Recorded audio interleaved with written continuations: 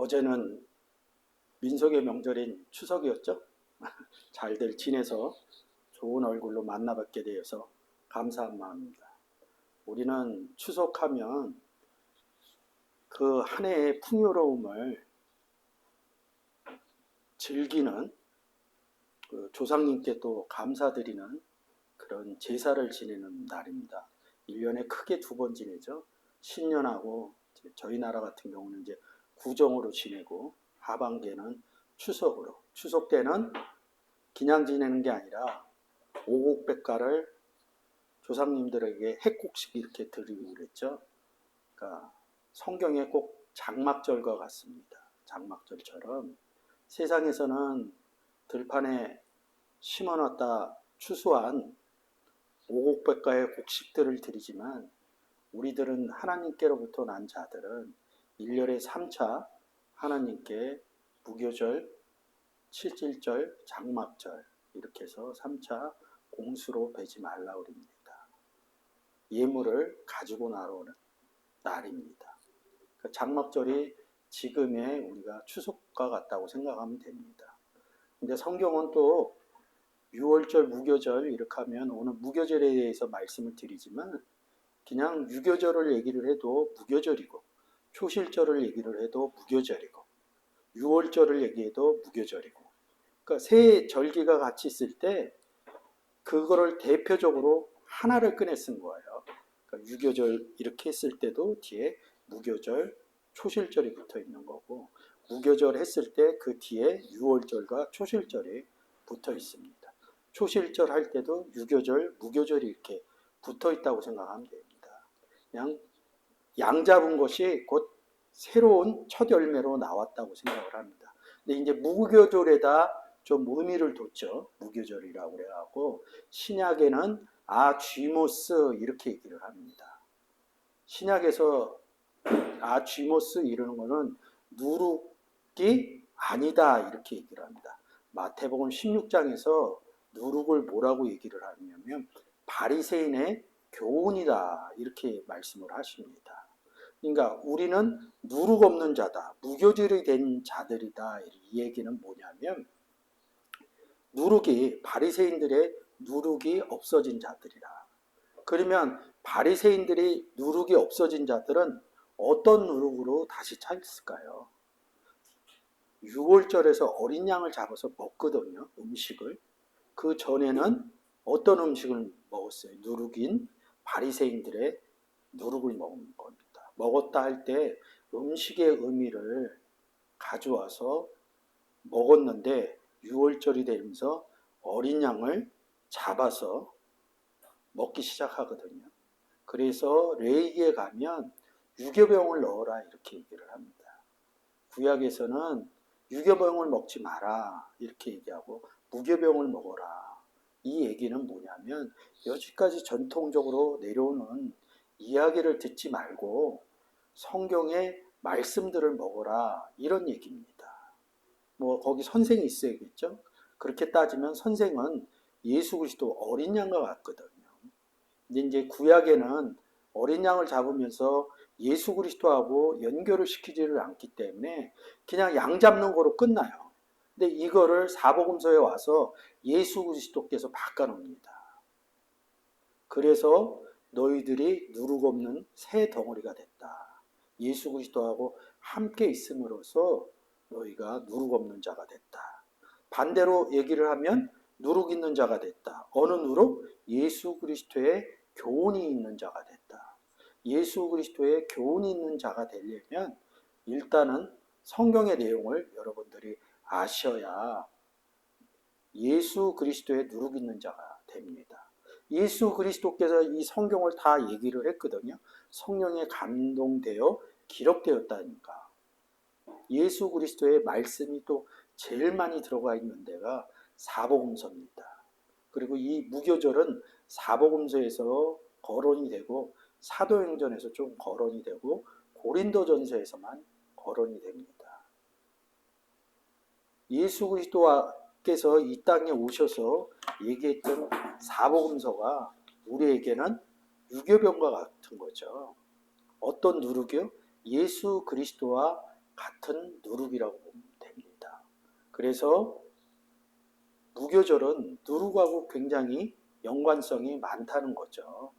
그러니까 우리한테 물어보는 게 어떤 누룩을 먹을 것이냐, 사두개인과 바리새인의 누룩을 먹을 것이냐, 아니면 예수 그리스도의 새 덩어리가 된 누룩을 먹을 것이냐, 이런 부분에 우리가 좀 생각을 해야겠죠. 그런 부분에 있어서 새 덩어리인 예수 그리스도의 누룩을 먹기 위해서 또 한 번 반복하지만 성경을 알지 못하고는 누룩을 먹었다 할 수 없습니다.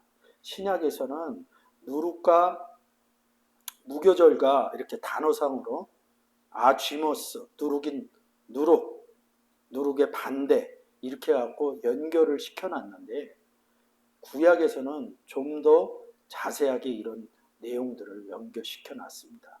단어 한번 보실게요.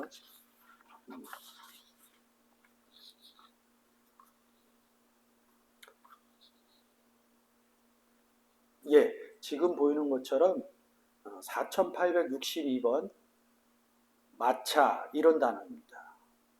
무교병이라고 써 있습니다. 다 찾아보면 마차라는 의미로 그 무교절하고는 좀 단어가 좀 달라요. 근데 무교절을 얘기를 하면서 너희는 7일 동안 누룩을 넣지 않은 음식을 먹어라 이렇게 써놨습니다. 신약에서는 단어 안에서 그냥 바로 연결시켰는데 구약에서는 무교절을 얘기하면서 누룩을 먹지 말라 문장에서 이렇게 연결을 시켰어요. 그러니까 여러분들이 생각이 나면 신약에서 단어와 연결된 부분을 보셔야 되고요.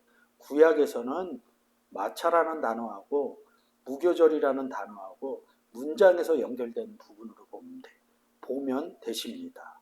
그래서 지금 보이는 것처럼 출애굽기 12장 11절에 너희는 그것을 이렇게 먹을지니 허리에 띠를 띠고 발에 신을 신고 손에 지팡이를 잡고 급히 먹어라. 이것이 여호와의 유월절입니다. 이렇게 얘기해 놓고요. 15절 가서 너희는 7일 동안 무교병을 먹을지니 누룩 넣지 않은 것을 먹으라는 겁니다. 그 첫날에 누룩을 너희 집에서 제하라 이렇게 써 있습니다. 첫날이 된 사람은 첫날에가 아니라 첫날이 된 사람 누룩을 제하라 이런 겁니다. 이랬을 때 신약의 의미를 끌고 오면 됩니다.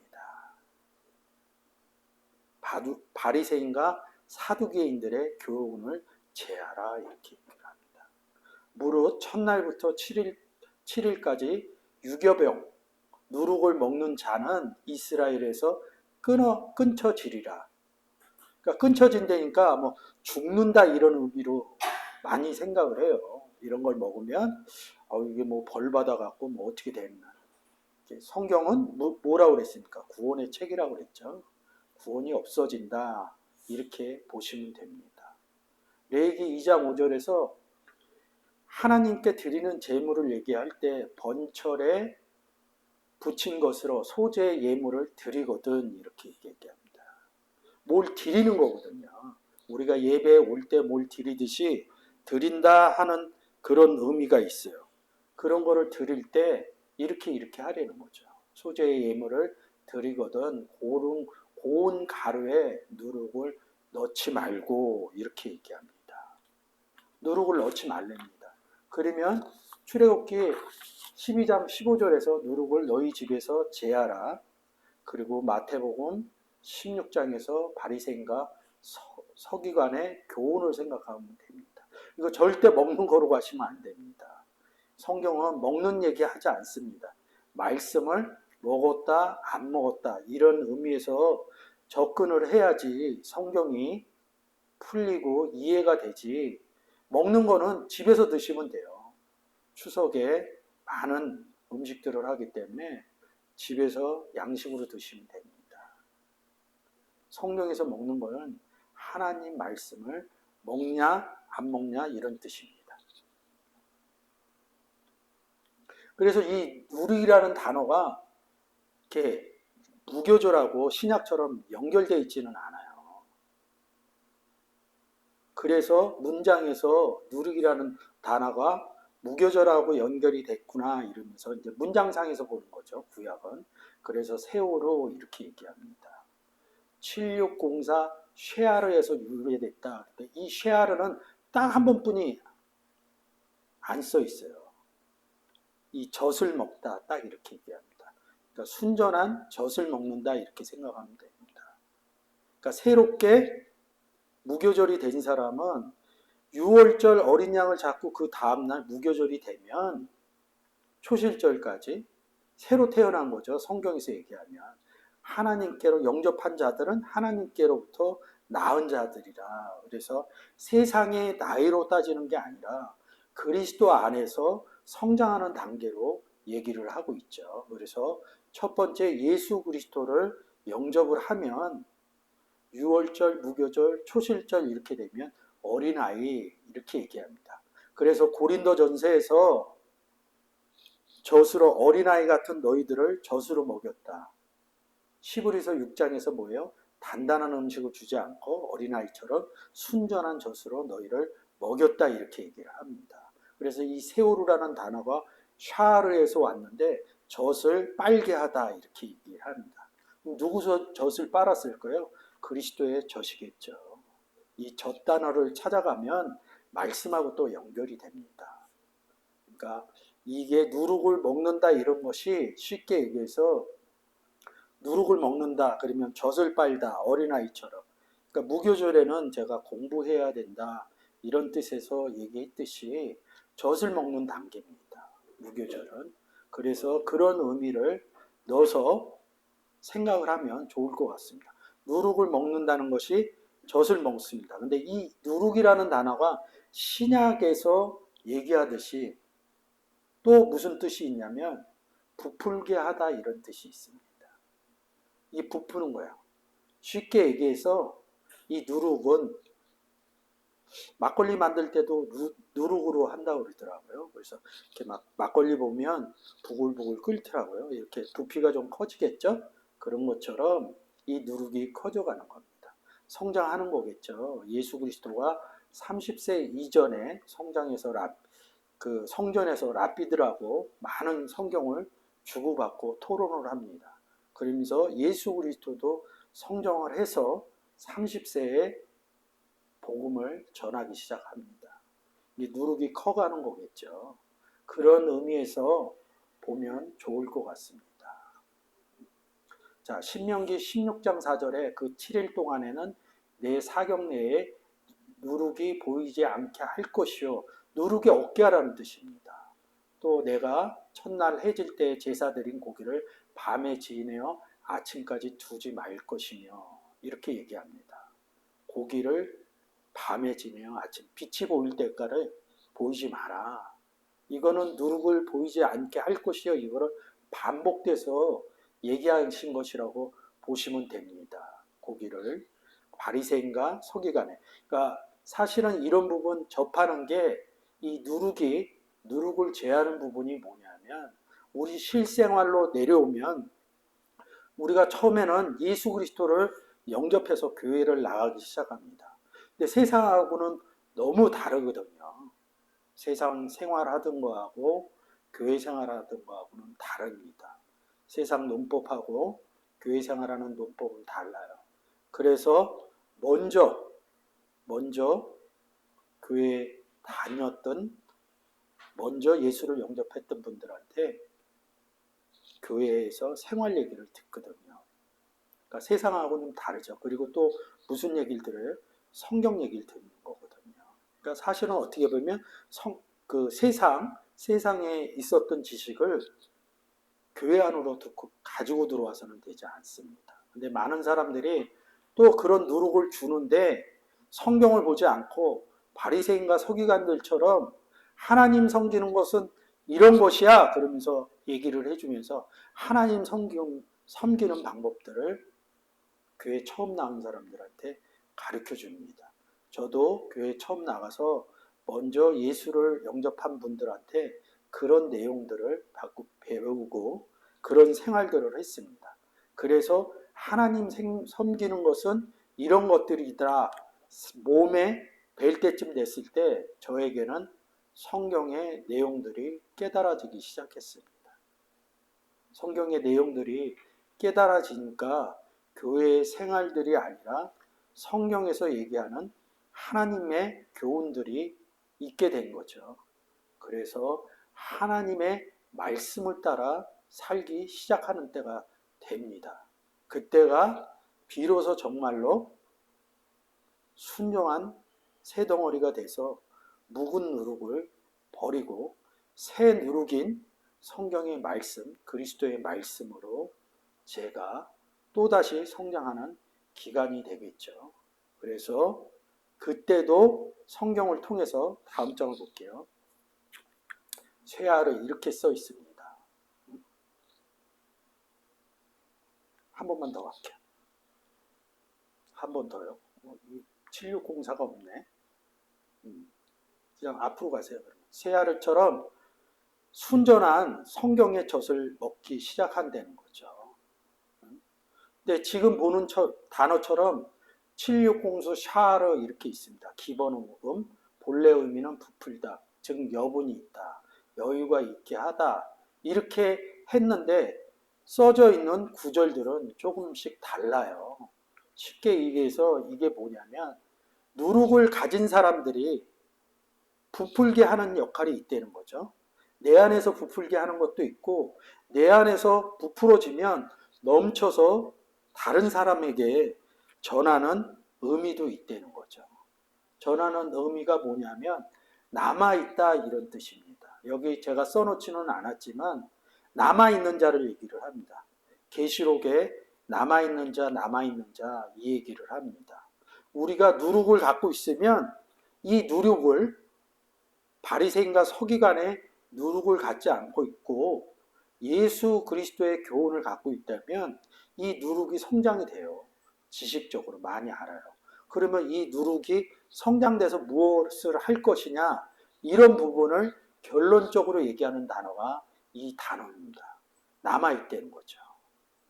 창세기 7장 23절에 지면의 모든 생명을 쓸어버리니 곧 사람과 짐승과 기는 것과 공중의 새끼까지라 이들은 땅에서 쓸어버림을 당하였으되 홀로 노아와 그 함께한 방주에 있던 자들만 남았더라. 방주에 남아있다는 건 뭐예요? 구원을 얻었다는 거거든요. 그리스도 안에 들어간 예표 이런 얘기를 하는 겁니다. 이렇게 남아있는 자들이 있고요. 방주에 타지 못한 방주 밖에 남아있는 자들이 있다는 거죠. 우리가 계시록에서 얘기하는 남은 자가 뭐 잘못 가르쳐 줄 때는 남아있는 자들끼리 함께 있는다 이런 의미가 있는데 이때 그 성경의 의미를 잘 집어넣어야 돼요. 어떤 남아있는 자들끼리 있냐 이런 부분을 봐야 됩니다. 근데 성경은 대부분 이 남아있는 자를 구원 못 받은 자들을 남아있다 이렇게 표현한 것들이 더 많아요. 이렇게 창세기 7장 23절처럼 방주 안에 들어간 자들을 표현을 남아있다 이렇게 써 있는데 성경의 대부분은 이 방주 안에 그리스도 안에 못 들어가 있는 자들을 남아있는 자 이렇게 얘기합니다. 그래서 남아있는 때 이렇게 얘기를 합니다. 남아있는 때가 뭐냐 이거죠. 어느 카이로스 때 이런다고요. 카이로스 때 이렇게 얘기할 때 구원받을 때거든요. 근데 나는 전하는 자니까 구원을 받았어요. 남아있는 자들의 때 내가 복음 전할 때 어디 지금 7장 23절처럼 방주 안에 들어가 남아있지 않고 밖에서 방주 밖에서 남아있는 사람들의 구원받을 때가 있습니다. 그걸 누가 합니까? 무교절이 된 우리가 한다는 거죠. 우리 안에서 예수 그리스도의 교훈이 부풀어서 넘쳐서 바깥으로 나가서 복음을 전할 때 누구한테 전하느냐? 남아있는 사람들한테 전하는 겁니다. 이 남아있는 때 저도 잘못 알 때는 구원받은 사람들끼리 남아있다 이렇게 받아들였거든요. 근데 어느 날 문장을 가만히 보다가 들여다보니까 그 단어가 신약에서 로이폴이라는 단어예요. 구약에도 써 있습니다. 가서 이렇게 보니까 내가 알았던 거하고 다른 거예요. 그래서 문장 연결된 단어를 찾아서 가보니까 뭐가 나오냐면 로마서 11장 4절에 엘리야 얘기를 하면서 무슨 얘기를 하냐면 저에게 하신 대답이 무엇이냐?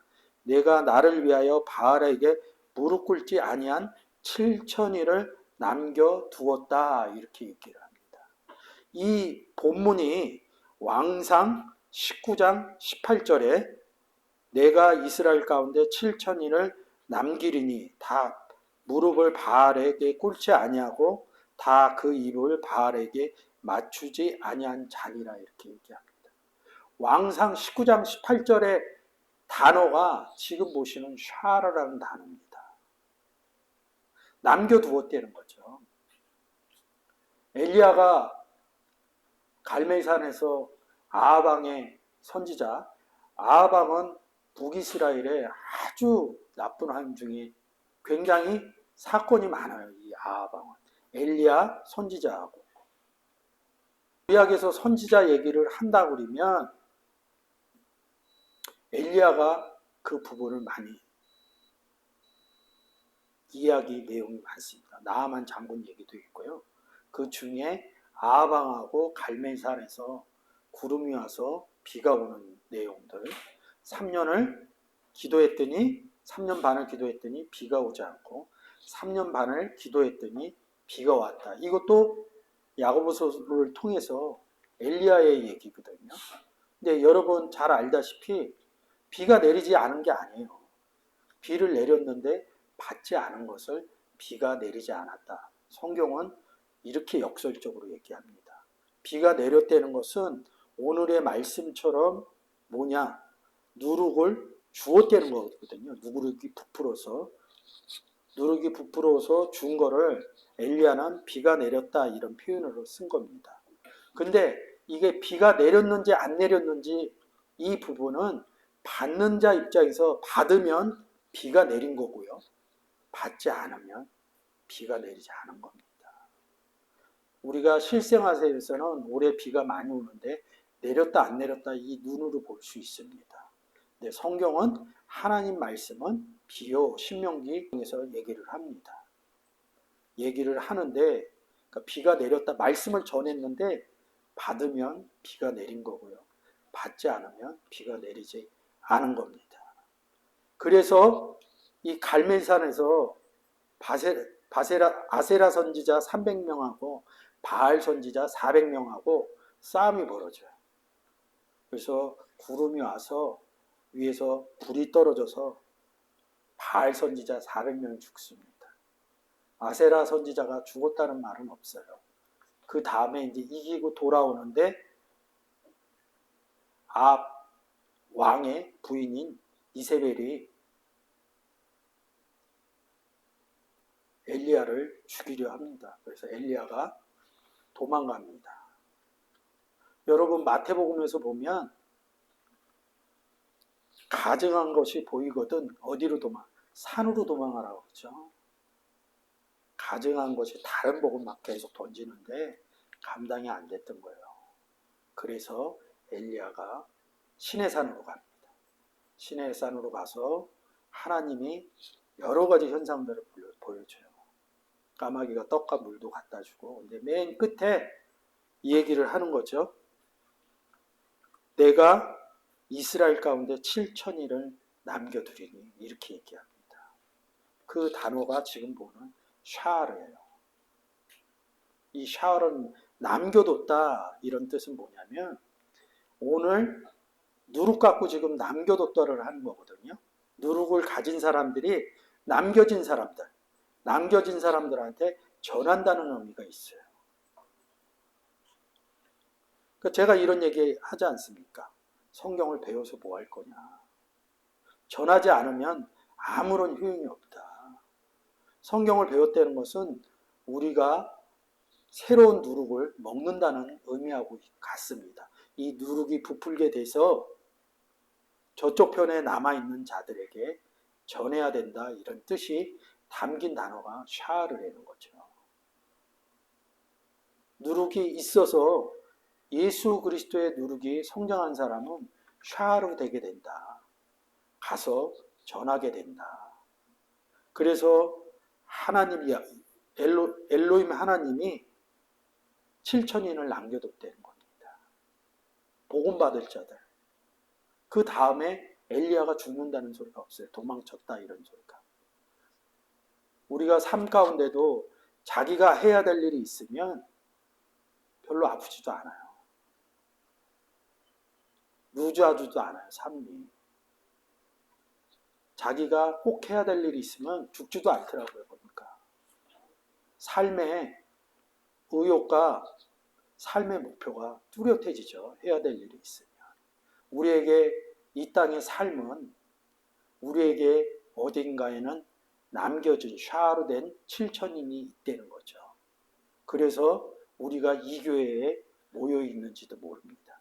오직 말씀과 오직 복음으로 하나님의 무교병을 가져서 누룩으로 부풀려서 세상 가운데 남겨진 자들에게 전해지는 그런 삶을 살아야 된다고 생각을 합니다. 그래서 엘리야가 7천인이 남아있다 이 소리를 듣고 다시 북이스라엘에 가고 선지 사역을 하기 시작합니다. 그래서 그 다음에 나오는 것이 나아만 장군 얘기거든요. 나아만 장군 얘기도 하고 그 복음 전한 얘기입니다. 나아만 장군이 문둥병 걸렸다 이런 얘기는 복음을 얻지 못한 상태거든요. 구원을 얻지 못한 상태죠. 그런 일을 계속하고 그 아람에서 쳐들어오는데 엘리야가 있어서 쳐들어오질 못해요. 전쟁을 못 일으킨다고요. 왜?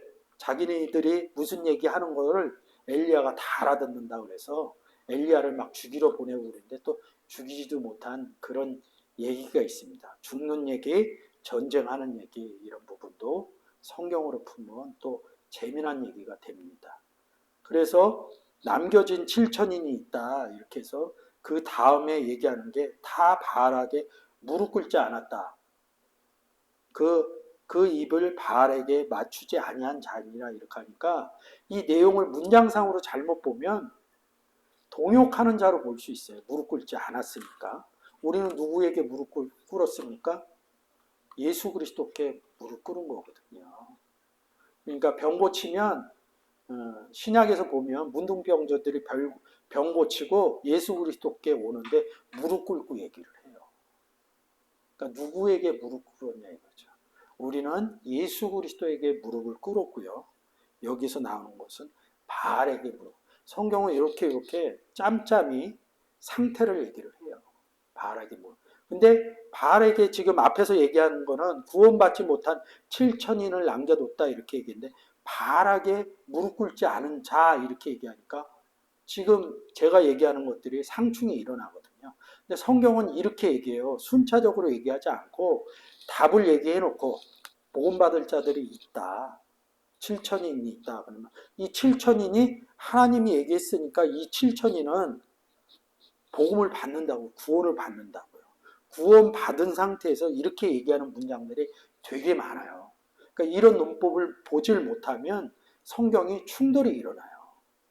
그러니까 7천인을 남겨뒀다.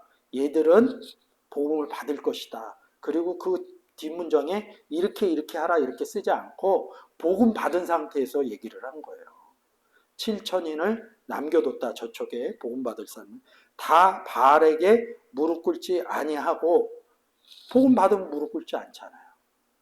꿇었던 사람을 하나님께 무릎 꿇은 방법이거든요. 그러니까 결과론적으로 얘기하는 게 되게 많아요. 결과론적으로. 그러니까 뭐 살아났다 쉽게 얘기해요. 특히 사복음서에 그런 내용들이 많아요.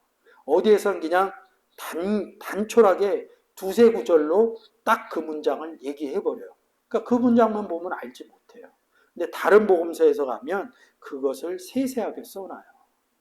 그러니까 한 군데만 봐갖고는 알지 못하는 거예요.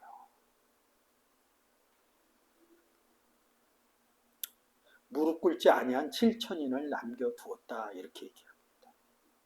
바알에게 무릎 꿇지 않으면 구원 얻었다는 건데 구원 얻은 상태에서 성경은 얘기한다는 거죠. 그런 내용이 저도 왜 그렇게 배우게 됐는지는 모르겠어요. 그렇지 않으면 맞지가 않아요, 성경이. 근데 계속 성경을 보다 보니까 그렇게 문장상으로 기술한 내용들이 굉장히 많다는 거죠. 그렇게 내용이 많다는 거예요. 쉽게 얘기해서 우리는 구원을 얻었잖아요. 예수 그리스도를 영접한 것을 구원 얻었다 이렇게 얘기합니다. 근데 많은 문장에서 신약에서 구원을 얻으리라 이런 거하고 같습니다. 구원을 얻었는데 또 얻으리라? 근데 미래적인 내용을 쓴다는 거죠. 구원 얻은 자는 내 안에 하나님이 계시고 예수 그리스도가 계십니다. 그게 이제 구원 얻은 자예요. 근데 어떤 구원을 얻었냐? 이렇게 생각하시면 됩니다. 요한복음 15장에서 하나님 아버지는 농부요. 참포도나무는 예수 그리스도요. 나는 가지니 이렇게 하고 우리가 그리스도의 사신이 돼서 복음을 전하면 이 남겨진 샤르된 사람들이 구원을 얻습니다. 그러면 우리에게 열매로 와서 붙습니다. 우리가 열매로 태의 열매는 자식과 같다 이렇게 얘기합니다. 우리가 복음을 전하면 아유 나의 복음의 자식이야 이렇게 얘기하는 것처럼 구원 얻은 사람이 생깁니다. 그 열매가 얻는 겁니다. 그래서 남겨진 자들에게 구원을 줘서 열매를 부을 때 구원을 얻으리 이렇게 써 있는 겁니다. 그래서 꼭 문장에 보면 문법으로 미래를 꼭 써 있다는 거죠. 그래서 구원 얻는다. 이런 논법을 알지 못하면 성경이 충돌이 일어나는 게 너무도 많아요. 그래서 이렇게 남겨진다는 거죠. 자, 이 보면 남겨진 자는 구원 얻지 못한 자를 남겨진 자라고 성경에서 대부분 얘기하고 있습니다. 창세기 14장 10절에 시딤 골짜기에 있는 역청구덩이가 많은지다. 소돔왕과 고모라 왕이 달아날 때 군사가 거기서 빠지고 나머지는 산으로 도망하네. 산도 좋은 산 있고 나쁜 산이 있습니다. 소돔왕과 고모라 왕은 아브라함하고 연합하기도 하지만 멸망받는 왕이기도 하거든요. 그런 부분에서 잘 봐야 됩니다. 그런 부분에서 그러니까 성경이 사실은 보면서 굉장히 어려워요. 제일 어려운 게 문장을 보면서 이게 하나님 문장에 속하는 좋은 문장인가, 하나님 문장에 속하지 않는 나쁜 문장인가, 이런 것들을 잘 모르게 되죠. 그래서 그런 부분을 좀 보시는 것도 중요하다고 생각합니다. 다음 한번 보실게요.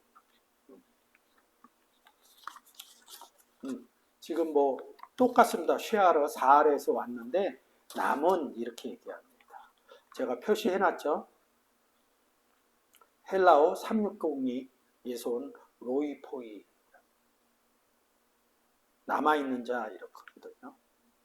어디 아래 남아있는 자 이렇게 해서 이런 그 내용들을 쓰거든요. 그래서 대상 11장 8절에서 다윗이 밀로로부터 두루 성을 쌓았고 그 남은 성은 요압이 중수하였더라. 좀 내용은 어렵고요.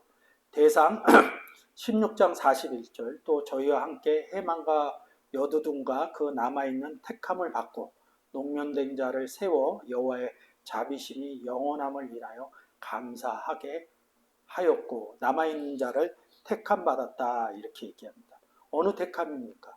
우리는 택하신 백성이요 이렇게 얘기하죠. 어디에? 다른데 예수 그리스도가 없는 상태에서 남아있는데 누군가 와서 예수 그리스도 믿으세요 해갖고 우리가 예수 그리스도를 믿기 시작합니다. 그것을 택함이라고 합니다. 쉐아라라는 단어는 좀 재밌어요. 이게 샤로 똑같이 왔는데 음식이라고도 하고 고륙지친이라고도 합니다. 고륙지친이라고 그러면 우리가 쉽게 얘기해서 명절이 되면 가족들이 이렇게 좀 모이잖아요. 그러니까 이렇게 성경이 한 템포, 두 템포 이렇게 나가서 얘기하는 것들이 많습니다. 남아있는 자들을 남아있는 자들을 가서 부푼 내가 무교병이 돼 있는 유교병으로 따지면 하나님의 교훈으로 전하면, 부풀어서 전하면 이 사람들이 구원을 얻어요. 그러면 같은 나무에 달리기 때문에 고륙지층이 되는 겁니다.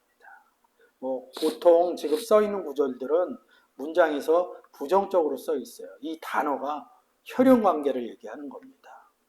가지하고 포도는 혈연 관계인 겁니다. 그래서 우리가 한 떡에 참여했다. 한 몸에 들어갔다. 어느 몸? 그리스도의 몸에 들어갔다. 우리가 여러분들하고 얘기할 때 절대 세상으로 보면 고륙지층이 아닙니다. 촌수가 절대 없어요. 근데 우리는 이촌이죠? 형제라고 그러니까.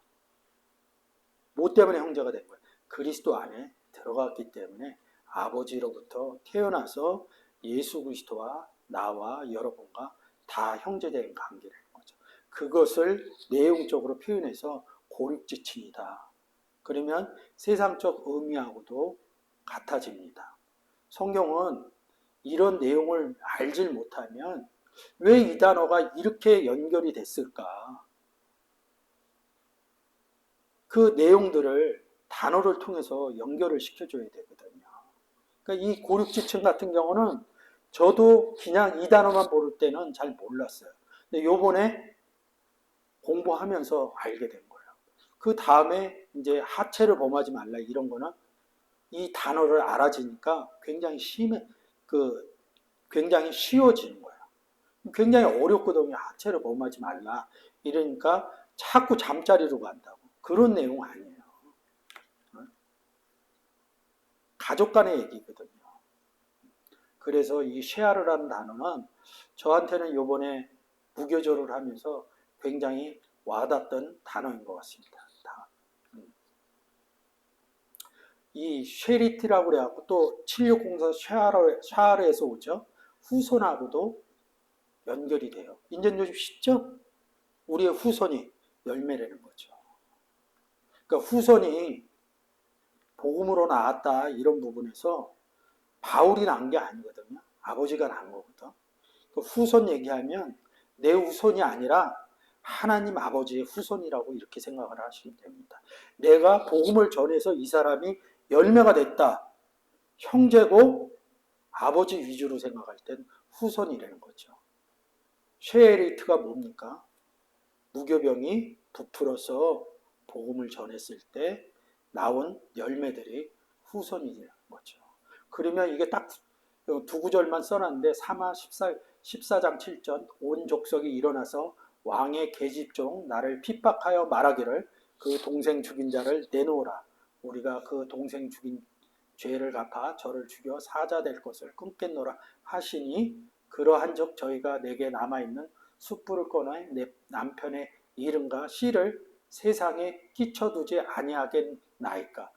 씨를 세상에 끼쳐뒀다, 뭐 전했다 이런 뜻이도 되기도 하고 세상 밭에 뿌렸다, 후손을 뿌렸다. 그러니까 의미는 깨달아지면 이게 제가 공부하면 할수록 느끼는 게 뭐냐면 이 단어만 갖고 얘기하기가 정확치가 않아요. 시브리어는 특히. 헬라어도 마찬가지예요. 근데 전체적인 의미가 깨달아지면 단어 갖고 성경은 사실은 의역해 놓은 거라고 볼 수 있어요.